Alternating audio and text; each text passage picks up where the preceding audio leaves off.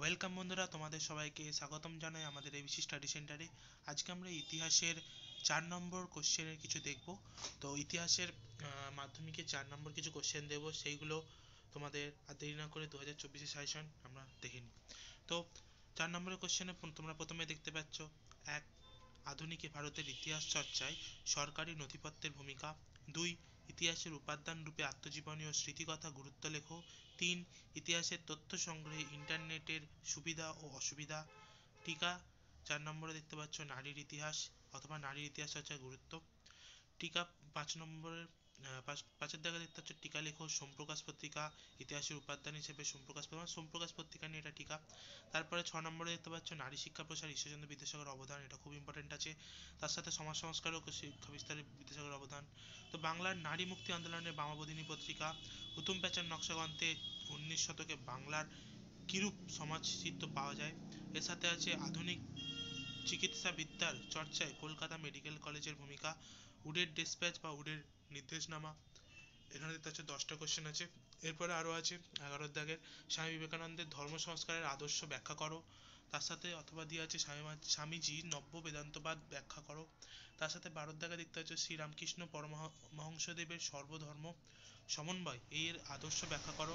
তার সাথে 13 দাগে দেখতে পাচ্ছ ভারতে পাশ্চাত্য শিক্ষা বিস্তারে ড্রিঙ্ক ওয়াটার বিটনের বা বেথুনের ভূমিকা কী ছিল।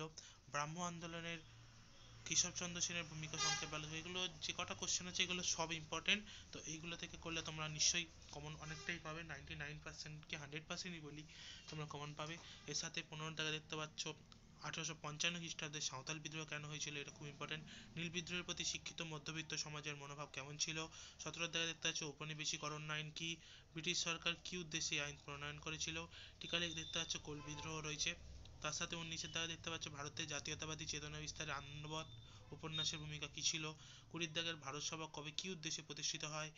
21 দাগের গগনেন্দ্রনাথ ঠাকুরের ব্যঙ্গচিত্র কিভাবে ঔপনিবেশিক সমাজে সমালোচনা করে। তার সাথে 22 দাগে দেখতে পাচ্ছ মহারানী এর ঘোষণাপত্র, এটা খুব ইম্পর্টেন্ট আছে। 1857 সালের মহাবিদ্রোহের প্রতি শিক্ষিত বাঙালি সমাজের মনোভাব। তারপরে আছে 1857 সালের বিদ্রোহকে কি সামন্ত শ্রেণীর বিদ্রোহ বলা যায়। তারপর টিকা দেখতে পাচ্ছ 25 দাগের হিন্দু মেলা, এটা ইম্পর্টেন্ট আছে। যা ভারতীয় জাতীয়তাবাদের বিকাশে গোড়া উপন্যাসের ভূমিকা। ভারতীয় জাতীয়তাবাদের বিকাশে ভারত মাতা চিত্রের ভূমিকা কী ছিল।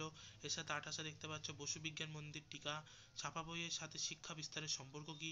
কারিগরি শিক্ষার বিকাশে বেঙ্গল টেকনিক্যাল ইনস্টিটিউট বিটিআই এর ভূমিকা। 31 দেখতে পাচ্ছ বিজ্ঞান চর্চায় Indian association for the cultivation of সায়েন্সের অবদান। তারপরে 32 দেখতে পাচ্ছ বাংলায় আধুনিক শিক্ষাদানের ক্ষেত্রে মহেন্দ্র সরকারের ভূমিকা কী ছিল। 33 ছাপাখানা ও প্রকাশনার অগ্রগতিতে শ্রীরামপুর মিশন প্রেসের কী পরিচয় পাওয়া যায়, সেটা লিখতে হবে। 34 দেখতে পাচ্ছ বাংলা ছাপাখানার বিকাশে গঙ্গা কিশোর ভট্টাচার্যের অবদান কী ছিল। 35 দেখতে পাচ্ছ মানুষ প্রকৃত শিক্ষার সমন্বয় বিষয়ে রবীন্দ্রনাথের চিন্তাভাবনার পরিচয় দাও। এছাড়া দেখতে পাচ্ছ 36 দাগের ওয়ার্কস অ্যান্ড প্রেজেন্টস পার্টি টিকা, এটা বড় কোশ্চেনও আছে শর্ট কোশ্চেনও আছে, প্রত্যেকটা জায়গায় ইম্পর্টেন্ট। ঠিক আছে, তো কোনো একটা জায়গায় আসবেই। তো মিরাট ষড়যন্ত্র মামলা টিকা, বারদৌলি সত্যাগ্রহের পরিচয় দাও, বঙ্গভঙ্গ বিরোধী আন্দোলনের শ্রমিক শ্রেণীর ভূমিকা, একা আন্দোলন সম্পর্কে আলোচনা করো, দলিত আন্দোলন বিষয়ে গান্ধী আম্বেদকর বিতর্ক নিয়ে টিকা লেখো, সশস্ত্র বিপ্লবী আন্দোলনে নারীদের যোগদানের চরিত্র বিশ্লেষণ করো। এছাড়া দেখতে পাচ্ছ বাংলার নমশূদ্র আন্দোলন সম্পর্কে লেখো, অসহযোগ আন্দোলনে নারীদের ভূমিকা কী, বঙ্গভঙ্গ বিরোধী আন্দোলনে নারীদের ভূমিকা কী ছিল, উদ্বাস্তু সমস্যা সমাধানে ভারত সরকার কী কী উদ্যোগ গ্রহণ করেছিল, জেভিপি কমিটির টিকা লেখো, নেহেরু লিয়াকত চুক্তি কী, দেশভাগ ও উদ্বাস্তু সমস্যা কী, হায়দ্রাবাদের ভারত ভুক্তি ভারত চুক্তি কীভাবে হয়েছিল বা ভারত ভুক্তি কীভাবে হয়েছিল, জুনাগড় কীভাবে ভারতে অন্তর্ভুক্ত হয়। 52 দেখতে হচ্ছে দেশীয় রাজ্যগুলি ভারত ভুক্তির ক্ষেত্রে সারদার বল্লভভাই প্যাটেলের ভূমিকা কী ছিল। এইখানেই আমাদের ভিডিও শেষ। তো এখানে যে 52টি কোশ্চেন দেওয়া রয়েছে এই কোশ্চেন খুব মারাত্মক ইম্পর্টেন্ট। এইগুলো তোমরা যদি করতে পারো তাহলে তোমরা 100% কমন আমি বলতে পারি পেতে পারো তোমরা 99% কমন। কারণ এখানে আমরা আগেই বলেছি যে আমরা এখানে যে ভিডিও বানাই, আমরা যে সাজেশান আনি, সেই সাজেশানগুলো অন্যান্য সাজেশান থেকে অ্যানালাইসিস করে আনা এবং বিগত 10 বছরের কোশ্চেন থেকে অ্যানালাইসিস করে দেওয়া হয়েছে। তো এগুলো যদি তোমরা করে থাকো নিশ্চয়ই তোমরা কমন পাবে। এর সাথে আজকে এখানেই ভিডিও শেষ করছি। তো তোমরা চেষ্টা করো সব কটা কোশ্চেন খুঁজে নিয়ে তাড়াতাড়ি এর উত্তরগুলো করে ফেলার। তো থ্যাংক ইউ। আর হ্যাঁ, যাওয়ার আগে অবশ্যই বলবো, যদি ভিডিওটি ভালো লেগে থাকে তাহলে লাইক করবে এবং তার সাথে সাবস্ক্রাইব করবে, আর তার সাথে সাথে পরবর্তী ভিডিও পাওয়ার জন্য বেল আইকনটা ক্লিক করবে। Thank you.